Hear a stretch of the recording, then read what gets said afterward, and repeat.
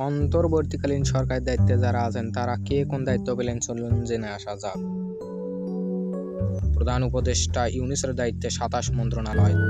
সালেহ-উদ্দিন আহমেদ অর্থ মন্ত্রণালয়, পরিকল্পনা মন্ত্রণালয়। ডক্টর আসিফ নজরুল আইন ও বিচার মন্ত্রণালয়। আদিমুল খান শিল্প মন্ত্রণালয়। হাসান আরিফ স্থানীয় সরকার পল্লী উন্নয়ন মন্ত্রণালয়। তৌহিদ হোসেন পররাষ্ট্র মন্ত্রণালয়। ব্রিগেডিয়ার জেনারেল শওকত হোসেন স্বরাষ্ট্র মন্ত্রণালয়। খালিদ হোসেন ধর্ম বিষয়ক মন্ত্রণালয়। শারমিন এস এম মুর্শিদ সমাজ কল্যাণ মন্ত্রণালয়। ফরিদা আক্তার মৎস্য প্রাণী সম্পদ মন্ত্রণালয়। নুসরাত বেগম স্বাস্থ্য পরিবার কল্যাণ মন্ত্রণালয়। নাহিদ ইসলাম টেলিযোগাযোগ প্রযুক্তি মন্ত্রণালয়। আসিফ মাহমুদ যুব ক্রীড়া মন্ত্রণালয়। প্রধান উপদেষ্টা ইউনূসের দায়িত্বে ২৭ মন্ত্রণালয়, চলুন জেনে আসা যাক। তার প্রথম দায়িত্ব হচ্ছে মন্ত্রিপরিষদ বিভাগ, এরপরে প্রতিরক্ষা মন্ত্রণালয়, এরপরে আছে সশস্ত্র বাহিনী বিভাগ, এরপরে শিক্ষা মন্ত্রণালয় যা একটি বড় চমক, এরপর সড়ক পরিবহন ও সেতু মন্ত্রণালয়।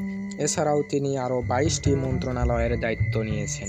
আজকের এই ভিডিওটি কেমন লাগলো সবাই অবশ্যই কমেন্ট করে বলবেন এবং পরবর্তীতে কী বিষয়ে ভিডিও চান সেটা কমেন্ট করে বলবেন। আমি পরবর্তীতে আপনাদের সেই কমেন্ট অনুযায়ী ভিডিও বানানোর চেষ্টা করব এবং আপনার বন্ধুদের সাথে শেয়ার করে দেন এবং ভালো লাগলে ভিডিওতে লাইক দিয়ে চ্যানেলটি সাবস্ক্রাইব করে পাশে থাকবেন।